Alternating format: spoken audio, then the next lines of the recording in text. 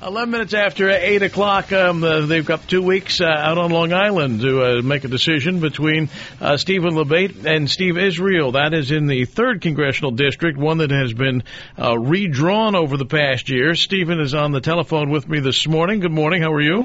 Morning, John. I appreciate you having me again. Thank you. You bet. Lieutenant Colonel, United States Army. You've never done politics before, have you? No. I've never involved in politics before. Basically, I'm a soldier and I'm a dad. Did you hit your head or something? Yeah, that's probably what the case was. All right. You've got 2 weeks left here, and pretty much you and I have spoken before, and pretty much you're a stark contrast between your opponent, the incumbent, out there. So what are you going to do when you go to Washington? What's number one? Well, first and foremost, Obamacare has got to be repealed. We need common sense, bipartisan solutions to our health care problems. We have the best health care system in the world. Now, are there issues and there are problems that have to be solved? Of course. It's not perfect. And we have a cost problem, and that cost problem is one of the reasons I'd like to see free market solutions, not necessarily, the government intervening. Number two, we've got to energize our economy. And the way we do that is literally just to get the government out of the way of our small business owners. Well, see, that's what I think is the big issue here. I think the big issue is then the question that most people should ask, and they don't. And this is not a criticism; it's just the reality. People vote with their thoughts on how it's going to affect them. Their decision is going to affect them. But it's really, in my view, the question of big government versus the government that is close to home and can take care of things, because the big government doesn't work. No, absolutely spot on. And people are beginning to realize that as I'm speaking to people all over the new congressional district, people are scared for the first time. I mean, people are frightened for the future of their children and grandchildren. They see their government as being totally disconnected from them. They're the princes and the princesses, and we're just mere serfs in the kingdom where they receive all these perks and privileges, and they just don't care. And I think that's terribly unfortunate. That's not the intent of our founding fathers, to have, folks in elected office who, forget where their roots are. And that's what we have, especially my opponent. I think he's truly forgotten.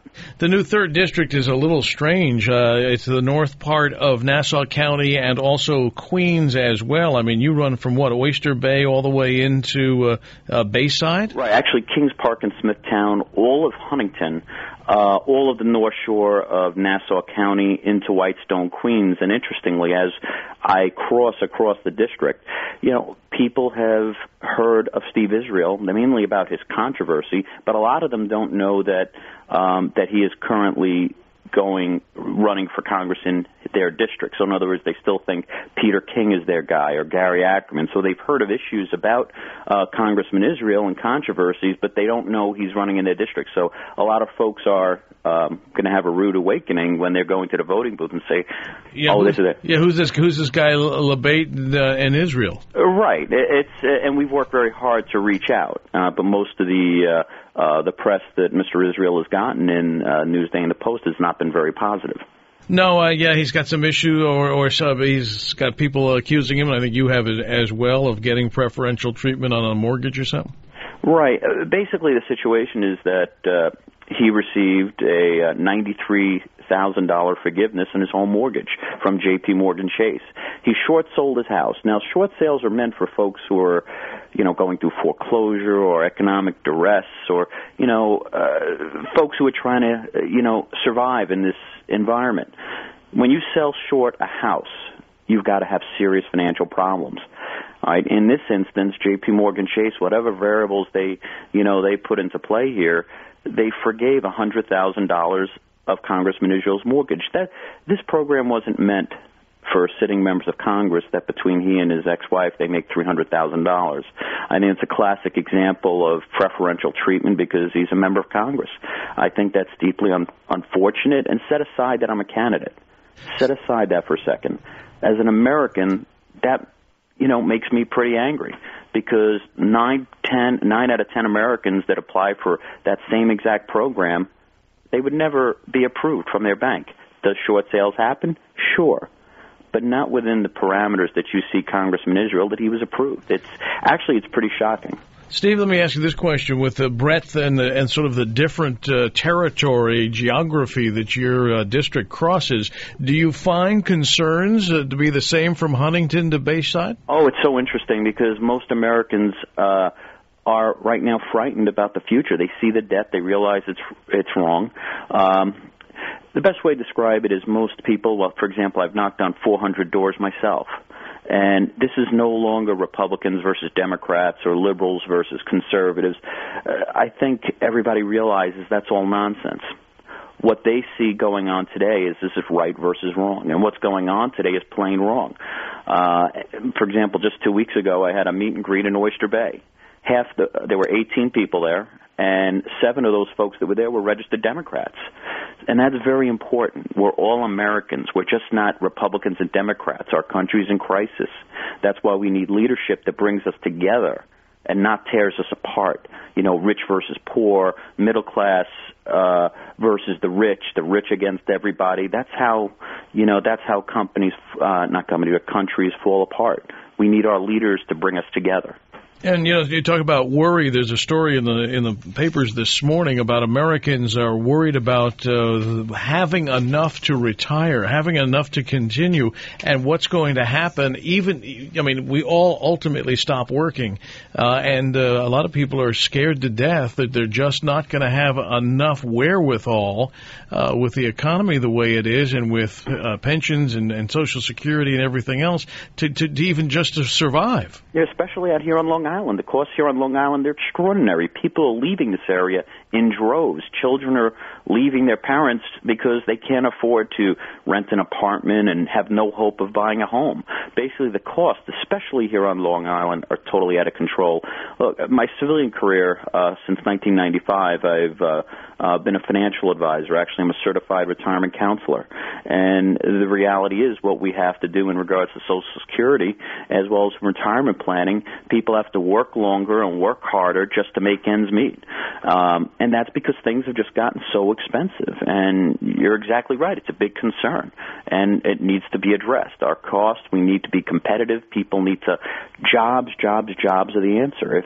If unemployment was not 8% right now for how many years, the reality is that people would not be as concerned. But when you combine the fact the unemployment rate with the fact that costs are so much higher, I think people have a lot more confidence in their future in retirement. New York and Long Island specifically, in your case, are just burdened beyond comprehension for most people across this country when it comes to the taxes and the expenses of living in these places. Is there much you can do about that from Congress?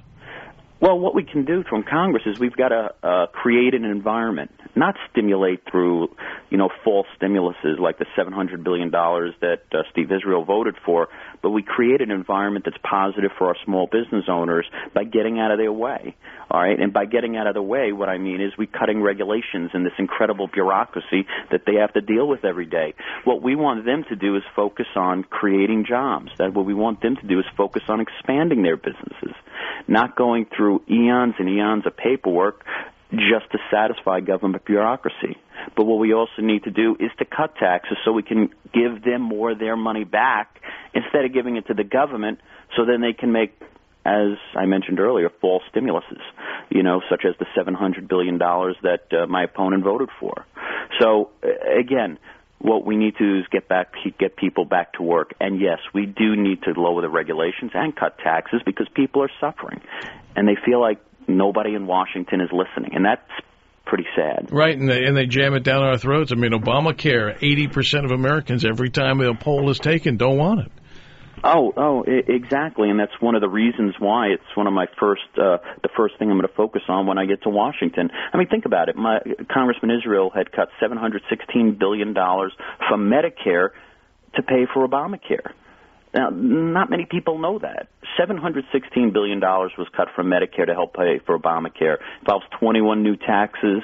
This is a horror show. Oh, yeah, it is. And you know what? This is the worst time that you want to be increasing taxes in this kind of environment. People are struggling right now, and you want to take more money out of their pockets so then the government can pay for a program, like you said, between 2/3 and 80% of the American people don't want in the first place.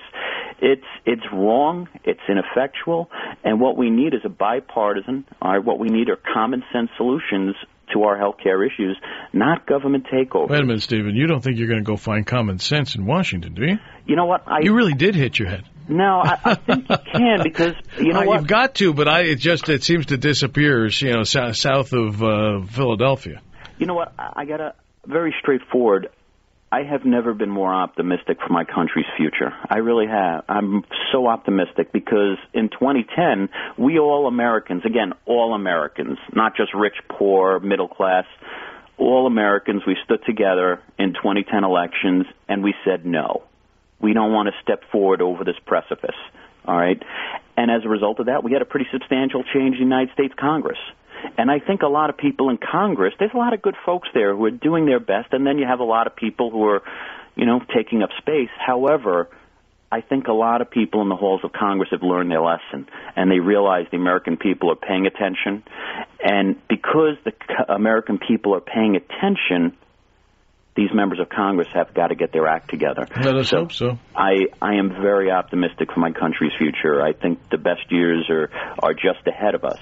And but what we need to do is get past November 6th, and I'm working very hard to earn the support of all the voters in Congressional District 3. All right, Stephen, good luck to you. You've got 2 weeks to knock on a few more doors. Make it 500 or 600 doors. Hey, thank you, John. It's great to speak to you again. Take care. You bet. Stephen Labate out there in the 3rd, which runs the North Shore of Long Island.